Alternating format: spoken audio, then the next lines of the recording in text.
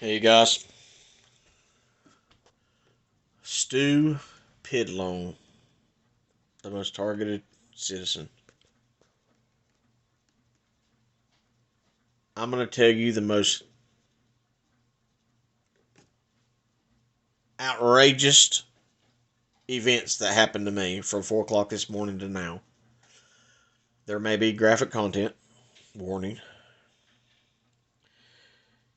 and nobody's going to believe it. Nobody's going to believe it. Nobody's going to believe I would not believe this story if you told me.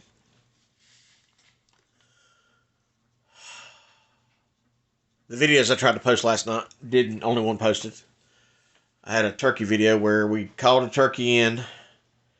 He was 15 yards from us, and the dumbass turkey could not figure a way to get over the fence. Until, right at dark, where he said to himself, think I'll fly over the fence up in the roost.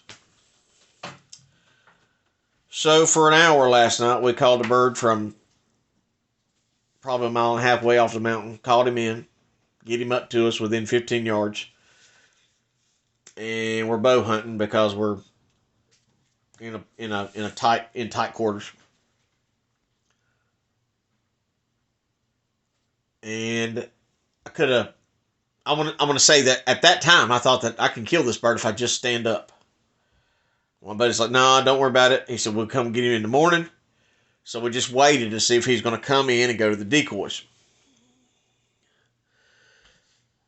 Let me show you a quick picture of the bird, because I got that.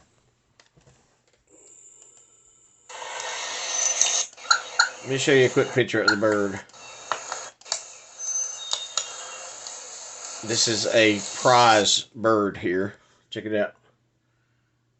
That's how big that monster is. She's got a 10-inch beard. And this isn't even at its prettiest. Look how huge he is. Look how beautiful that turkey is. Now last night, it took an hour to call him in. He couldn't jump the fence. Finally, he flew over the fence and up to the roost. In that situation, apparently the best thing to do is to wait until he covers his head up and then sneak out. So we waited 20 minutes till about almost completely dark, where he's up in a tree probably 20 yards from us. So we sneak out, take our chairs, take our bows. My buddy's got an air saber. That's the ones that's air powered. It shoots an arrow or a bolt, and it's got a fixed 4-blade, like a 4 inches long blades, 2 of them that make a cross. So as we get ready to go, we get to the truck, and as I always do, I keep my gear together. 2 gloves, face mask, and my toboggan.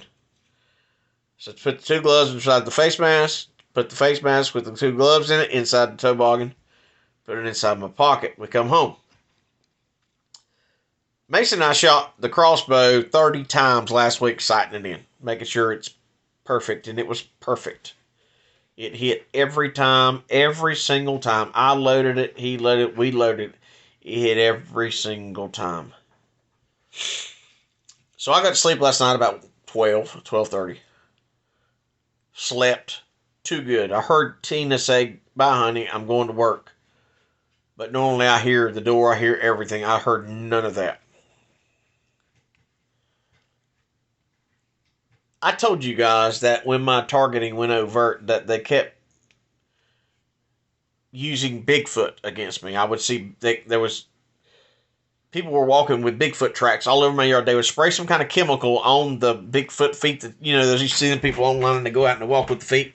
Well, they were spraying some kind of that Bigfoot feet. They were spraying it with some kind of chemical. So on my yards, on my customers' yards, were dead Bigfoot prints. Everywhere I went, it's Bigfoot, Bigfoot, Bigfoot. Even at my house, they had Bigfoot tracks out of dust. They would cut the dust out in a Bigfoot track on my counters, all over my house.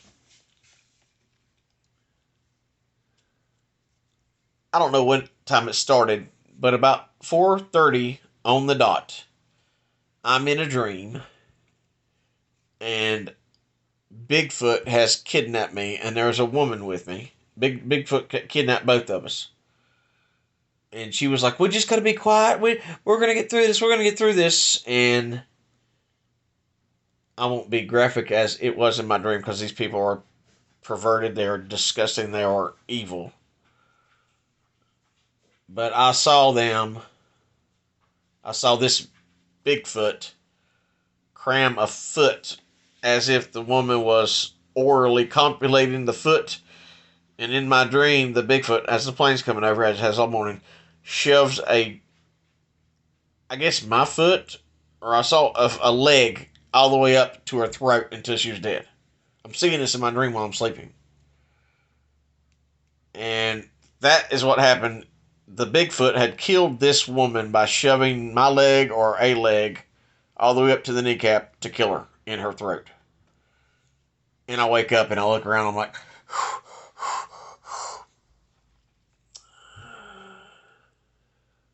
open the front door, go outside, take a leak, come back inside, and my mind is rattled. I told you I wasn't gonna believe the story. My mind, I've lost. I'm freaked out, so I just stay awake.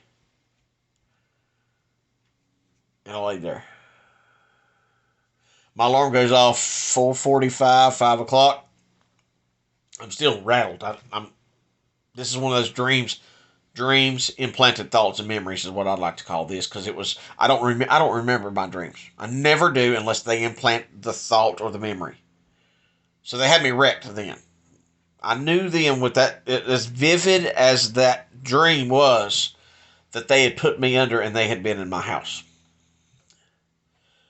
So yesterday I wore my Hot Chilies SC insulated underwear that I wear all the time with my camo pants. Wore my Hot Chilies. And I always take them off and put them at the end of my couch. I sleep on the couch. That's my bed, is the couch. Put them on the end of the couch, lay them there. So as soon as I get up in the morning, that's the first thing I do. I put my Hot Chilies on, because if I get cold, my body's wrecked. It hurts too bad. So I always get up, put my Hot Chilies on. Well, this morning, after I was awakened by an implanted thought or dream, after I go take a leak, I come in here and I sit down and turn the TV on and try to find my Hot Chilies, and they're nowhere to be found.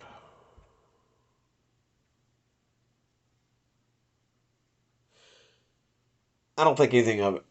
I mean, I do, because because the dream was so vivid, and I'm like, "Where's my Hot Chilies?" And by this time, Mason's up, and Mason knows. Mason, I don't lose my stuff, do I? I always put the stuff the same place all the time, right? Always. So I pull out and I'm checking my gear before we leave.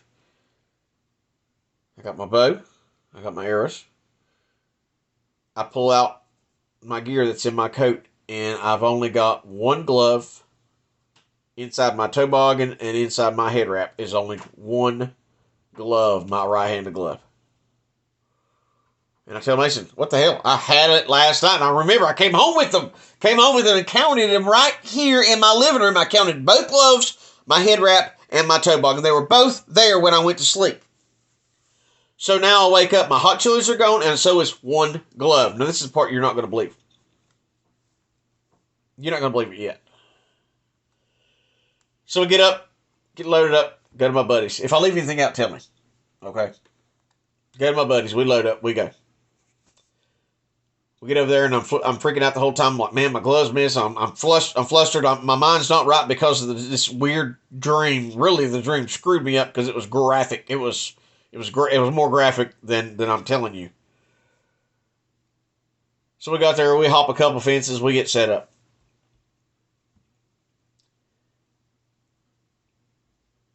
Start calling to the turkey, which I have the video of. Turkey's in the roost. He'd flown to a different roost and roosted up.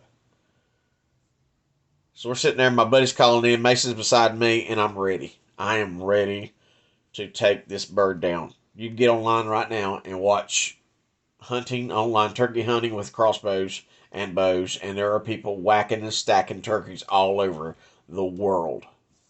My bow's a Barnett 350 XP, I think. XP 350 Barnett. We shot it 30 times the other week, and it was perfect. I used the exact same bolt or arrow in it as I had before. Nothing had changed in this bow. Now, I told you last time when I went hunting, I went down to Raleigh. I loaded my gun before I left, and for 2 days, 2 or 3 days down in Raleigh, I walked around with an empty gun and did not know it. Didn't find it out till me and Mason went target practicing to unload my gun, and it was completely empty. The 2 times that I picked up my gun and went hunting, didn't see anything, come back home and go to unload my black powder firearm, and what, Mason? Both times, it was empty. Another time, they'd taken my scope and messed with my scope so bad that you couldn't hit broadside of a barn with it. So the turkey's coming. I could show the video, but people are going to say, "Oh, you didn't have no turkey." Well, let me show you the turkey. This is the turkey coming up. He's right around the decoy, and my buddy's telling me, "Shoot it, shoot it." Watch, here he comes up.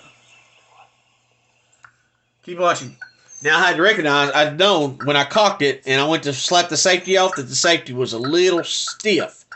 And the safety's never stiff. So I'm already thinking, well, I didn't even think there was going to be a problem. I'm already flustered, but I'm dead on. I've got my patience. I'm cool. I'm collected, and I'm ready to kill. This is the decoy. And as you can hear the bird, we called him for 30 minutes for it. Or, well, total time we were there was 15 minutes. But you can see, that's the bird. My buddy's Brad. He's the one filming.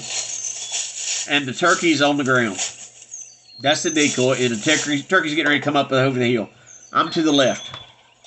And I'm on him. There's no chance this bird is going to live through the hell I'm going to put on it. No chance.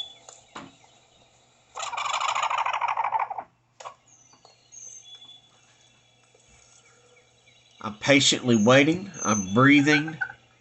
I've got him on my scope. I've got red or blue scope. I am ready for this bird that we've been chasing for a few days now.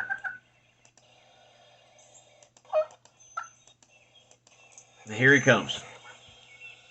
Now watch. There he comes out of the woods. I'm already dead on him. I got him marked right there is where I'm aiming. All the way up through there. But I'm waiting for him to walk up closer. Keep watching. Keep watching. Right now, I'm dead on his ass, ready to pull the trigger. And guess what happens?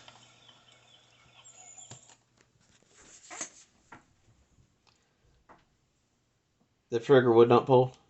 It was locked up tighter than Dick's hat band. It would not pull. I could not squeeze that trigger. I couldn't take the arrow. I took the arrow back out and tried to re-engage it. I checked everything. You don't have time hunting turkeys to do all the stuff that we're talking. I'm fighting on the sidelines. This bird is dancing around waiting for me. And the trigger would not pull on this crossbow that, what, Mason, was perfect last week. 30 times. We run 30 bolts through that crossbow and never had a lick of trouble. It is dialed in. I can knock the nuts off a gnat at 100 yards. And that ain't no joke, is it, Mason? I'm dead on 100 yards on a hole that big. And that bow would not work. As if, not as if. Oh, I forgot something. Let's go back to when we first got up. We go to check the GoPros. And Mason plugged up my computer last night with a perfectly good cord. The one that I charge my headlamp with. And the cord that Mason plugs into is ripped. So that GoPro doesn't work.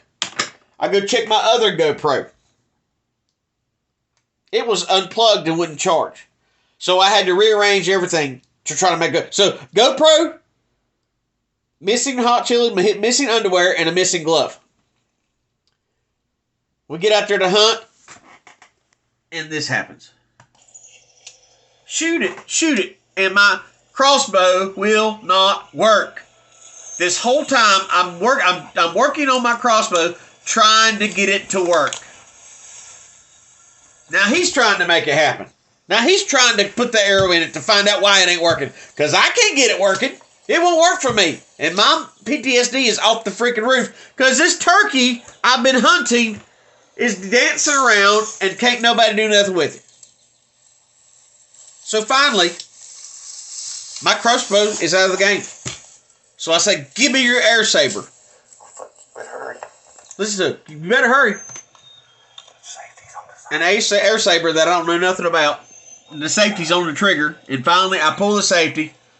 And I'm aiming on. I'm dead on him. As soon as he turns around, facing me, heads up, I'm ready to cut him down. Boom. I hit him right here. Right here.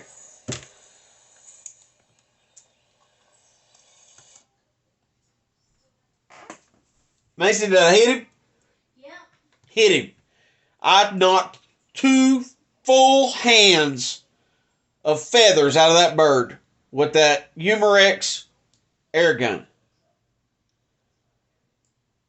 As soon as I made that shot, my buddy Brad starts messing with that crossbow, shoving it in, shoving it out, trying to get it. He can't get it, and then just magically, it works. Magically. No reason, no explanation. As soon as I make that shot, he's got my crossbow. After he's tried it, he tried it 10 times. He pulled the trigger 10, 20 times. I pulled it 10 or 20 times. Would not work. Pulled the arrow in and out. Safety on, safety off. Moved it, jerked it, did everything with that bow. Nothing. Until right after I hit that bird. As soon as I make the shot with that bird and nail that bird, we're sitting there waiting for it to die. We're waiting for it to die. Now, most people, when they use the long ones, they go to aim to cut their heads off. I don't know my buddy's scope. So I aimed where I thought it would be to cut its head off, but I was dead center of his, or I was right here at the base of his neck. I didn't know where to aim because he's got a different scope than most. So he goes to shoot it with my bow. See if you can get your bow to cock, hurry. Still trying to cock my bow. I mean, it's cocked, but he's like trying to get the safety off. There's the bird that I've already hit. I hit that bird right under its gullet on the body. Make it happen. We're both flustered, losing our freaking minds. So he said, throw it in the trash, put it away. So I give him the crossbow. He knocks the safety off, aims it. Now watch what happens.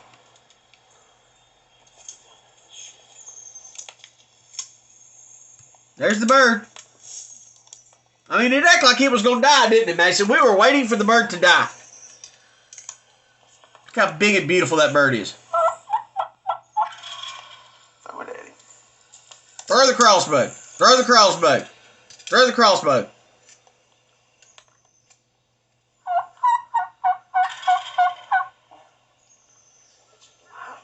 Won't do nothing. Crossbow won't do nothing. I hand the crossbow back. He takes it, pulls the trigger, and shoots an arrow straight through that freaking bird. And the bird flies off. Straight to the roost on the other side of the mountain that we caught him off of. By this time, I am yelling and screaming and mad because I know what just happened. I'm not done with my story. I throw the bow. Brad's like, you need to throw that thing in the trash. A bow that we've never had a problem out of, right, Mason?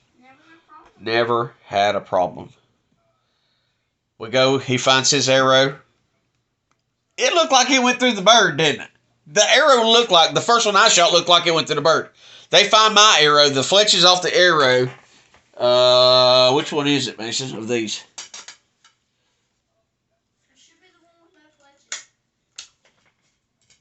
I can't find it. I don't know where that one is. Oh, here it is. Hold on a minute. I know this is a long video. It's got blood all over where it went right through that bird. That bird gets hit with 2 arrows. One that's got the 4-inch long ones, and then that arrow went right through that bird, and he hits the mountain. After I get through yelling and screaming and cussing, because I cussed, we finally get to the truck, and right beside the truck lays my glove. The one that was taken from my home. But it sure sounds crazy. Oh, you just dropped your glove. Did I have both my gloves laying right there, Mason? Yeah, last night. You had it last night. Both my gloves were in my house, laying right there last night as I put them in my head, in my face mask, and in my toboggan. It was laying. Mason looked, said, Dad, look, here's your glove. So you mean to say, Stuart Pidlone, somebody come in your house, stole your insulated underwear, stole your glove, messed up your crossbow, and then took the glove over to where you were hunting at, just to mess with you?